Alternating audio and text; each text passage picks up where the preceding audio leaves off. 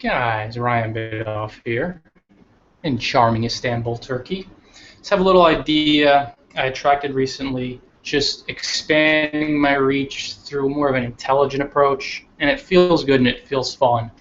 I'm going to be repurposing each of my blog posts, since I'm only going to be publishing a post maybe every week to 10 days. Minimum a week, though, looking like right now. Longer form stuff, where I'll do a SoundCloud podcast, and I'll also maybe do a Facebook video, and then a separate Google Hangout, depending on our connection in most spots. If not, maybe a little shorter video on YouTube, which of course it converts right away to a YouTube video. So the connection here is usually pretty strong. It might go in out a little bit. I'll watch this after I record it. If the quality is way off, it just keeps going in and out, then I'll just trash it. If it's solid, stays up most of the time, even if there's a little delay, I'm going to go live with it, because I know you like my longer form videos, and I have fun doing them. It's not going to be super long form, maybe like 10 minutes, but it's all about repurposing the content. So this week we're going to chat about 5 of your biggest blogging mistakes and how to correct them. I initially covered this topic in a blog post titled My Usual Understated Self, doing more SEO titles, but this one was How Being Sandwiched Between Two Turkish Brothels Corrects Your Biggest Blogging Mistakes. And I'm going to link into that post through this Hangout/YouTube video, where I break down specifically the 5 blogging mistakes, and they're going to be some of your biggest ones, how you face them, how you can correct them with the help of my Turkish brothel buddies to the left and to the right. We're in a really cool little charming neighborhood, as Istanbul is charming throughout. But for some reason, we just have brothels to the left and to the right. But it's really cool. I delve into the analogies of how the employees are able to attract business and how their strategies can help you correct your biggest blogging mistakes. Now, for the intents and purposes of this video, I'm just going to dive right into the blogging mistakes. So number 1, the biggest blogging mistake, or one of the biggest blogging mistakes, scaring off clients and readers by chasing them. And you know most people do this. We've all been there. I've been there. It's that desperate energy. All of these mistakes, guys, you have to realize they're rooted in your energy and how you're feeling.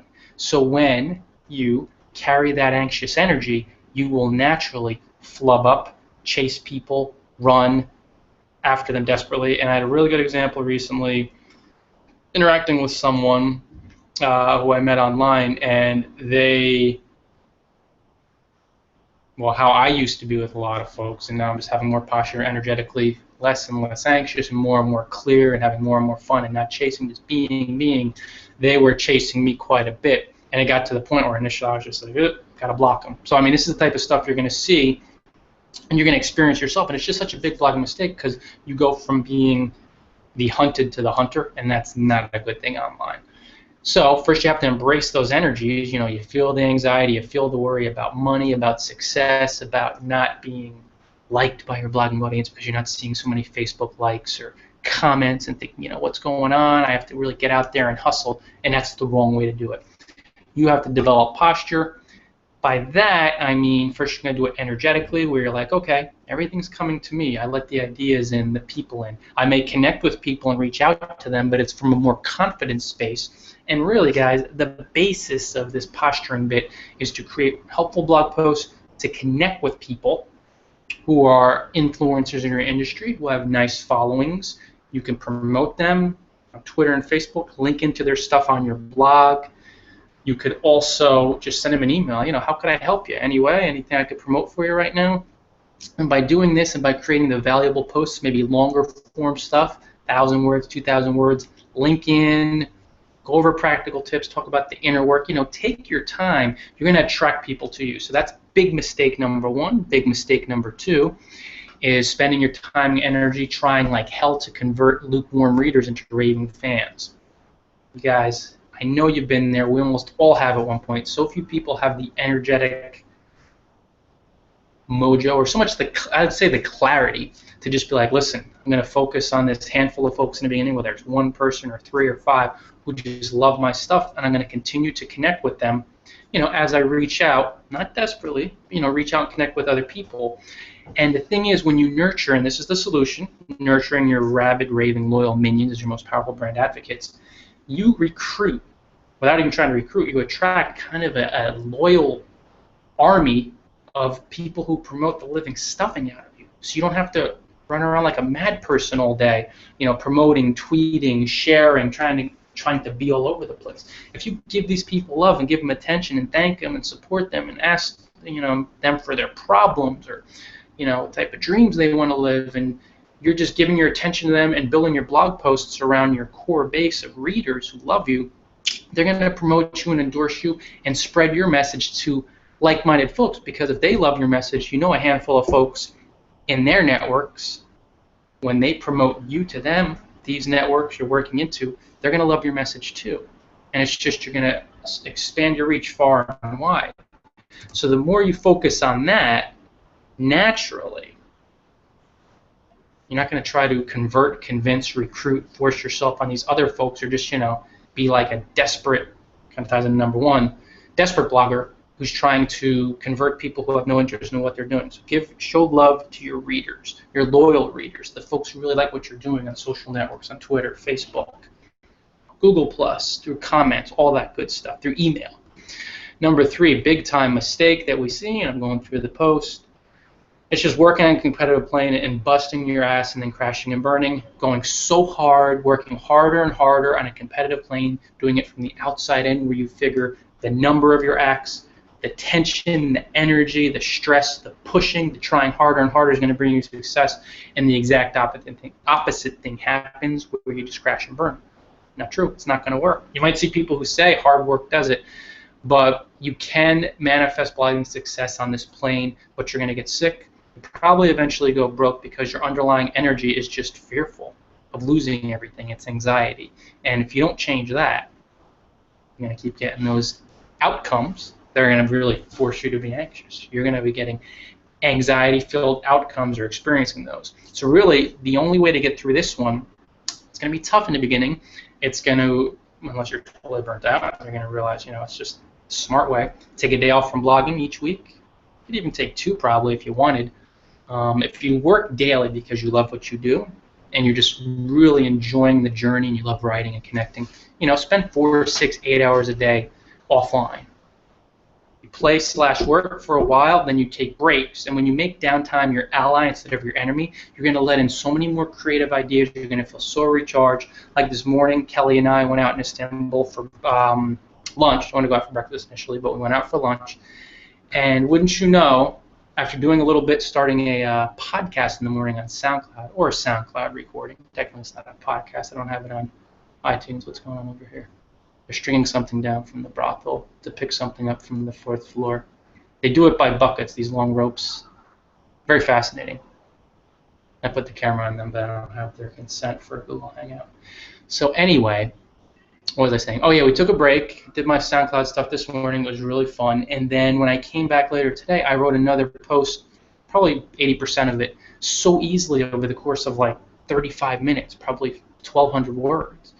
And it's LinkedIn, I'm linking into other influential bloggers. It's detailed, it's practically tips-laden, and it's because I took a break from the writing and all that other stuff, did a little podcast this morning, and then we went out and we ate and we talked and we walked around for a bit, and I came back recharged and let in the ideas. So take those breaks, guys. Getting towards the end here. Big blogging mistake. Number 4, it's just being totally unclear on your blog topic. See many bloggers, I've done it myself, and it leads to so much struggle. It's a Virgin bag. Hey, I was on the Virgin website a while back.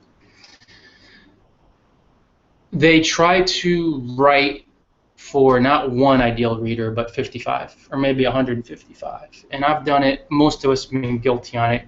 You try to be personal development blogger, then next post a blogging tips blogger, then the next post maybe you'll delve into just making money online.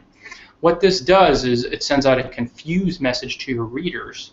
They can be like, what does this guy know? Well, nobody could be an expert in 2 niches, let alone 15.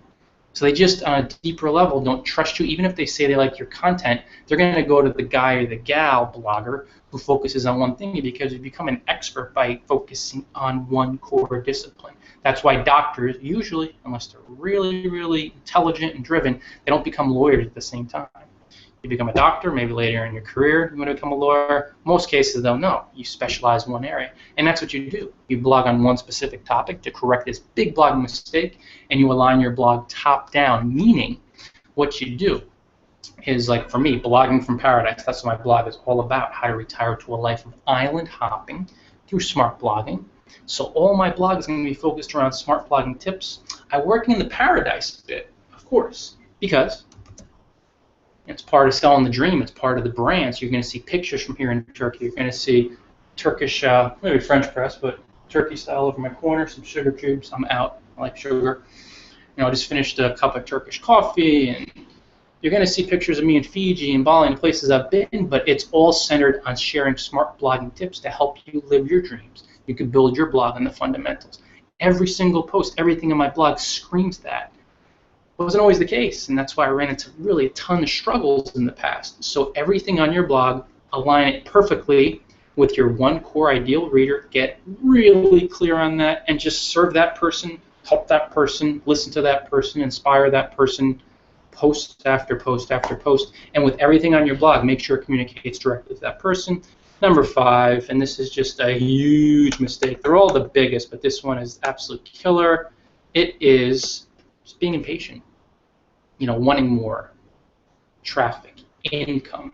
I want more guest post opportunities. A lot of people go on Warrior Forum or these different blogging forums or comment sections and send me messages like, I just want to be on these top blogs. I want to be featured on bloggingtips.com or on ProBlog, or, oh, wow, you're on Virgin. How'd you do that? And it's like, they want to get there in the beginning, and then when I say to, like, hey, guys, you write 500 words a day to develop your writing skills. Of course, you got to get clear within. You got to get rid of that anxiety and embrace that stuff. But as you do, you're naturally going to do something to develop the skills to the point where someone like Darren Rose is like, hey, submit a guest post to me. Or, Zach Johnson on bloggingtips.com. Right now, I basically have posting rights there. Not only am I signed up in the back office, he trusts me enough because I've built my writing up enough to where it's pretty solid, very good, or whatever you want to say, but it's good. It's solid. I've worked at this for quite a while. Of course, I like writing. But when you do that, and I built a bond with him by promoting him, then the door opens. But you got to be patient, and part of being patient is addressing your impatient, anxious, desperate, I'm going to run out of everything, holy shit energies. The more you do that, you're going to clear it, and then you're naturally create the content and connect with the people, and you won't be so tied to outcomes. And what you'll do, and that's the solution, that's the correction. Blog for fun, follow something you're really passionate about, create thorough pieces of content, connect with leaders in your niche, trust in that process, trust in the universe, something bigger than you, bringing it all together, letting it in, and then you'll grow that loyal, targeted following to build, or leading to, spectacular blogging success. Guys, that's it. About 10 minutes is good. I want to do a little more writing. I have the SoundCloud podcast out there, or SoundCloud recording. I'm going to put this out there, promote it just along channels. I'm not really going to be putting any of this on my blogs. I've already covered that. It's just like dripping it out. Almost like, well, this isn't a drip. This is a French press. But when you see that drip coffee, that style, this is what it kind of is, what I'm doing going forward. And it's the smart way, and it's the way I resisted for so long. Putting something on your blog, being more in-depth, long-form, and then gradually, from an easy, relaxed space, because you really like doing it, not being so tied to outcomes, creating a SoundCloud recording, we'll call it a podcast. Creating a little extended, maybe not extended, but a Google Hangout that you convert right to YouTube. And you just share it on Twitter, or Facebook, or Google+.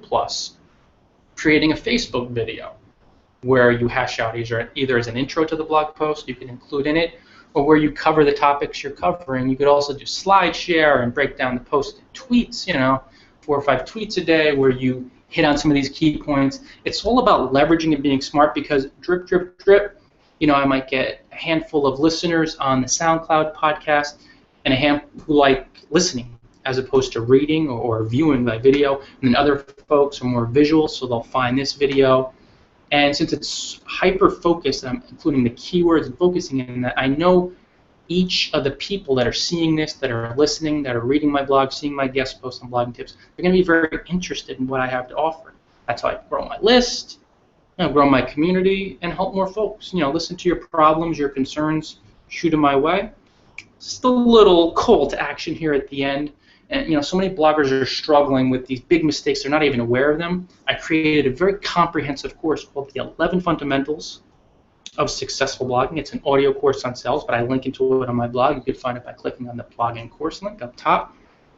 An internet marketing wizard, really super successful guy online, David Boozer, gave it a massive thumbs up the other day, which I found very humbling. And it was just nice to know these guys who were established in their industry.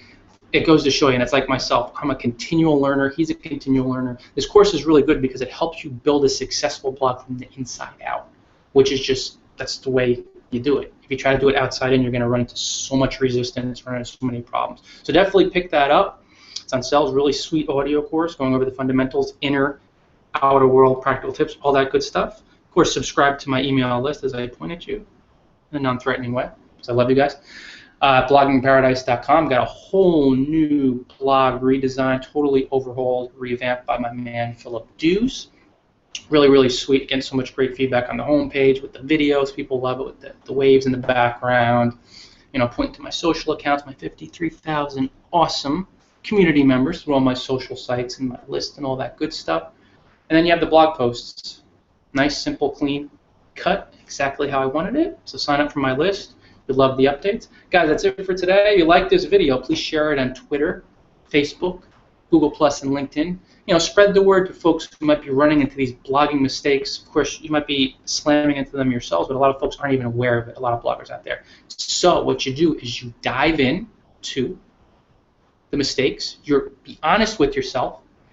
If you're making them, I talked about the corrections, then you could share this with so many other folks who are just not even aware they're making these mistakes. And then what we do is we raise the collective consciousness in the blogosphere. It's like the saying, a rising tide lifts all ships. You like this info, share it with your buddies. You'll help them out, so they'll be able to slay some of these insidious mistakes. Guys, that's it from Istanbul, Turkey. Thank you so much for watching. I appreciate you. Until next time, enjoy my ironic T-Rex t-shirt, and enjoy paradise.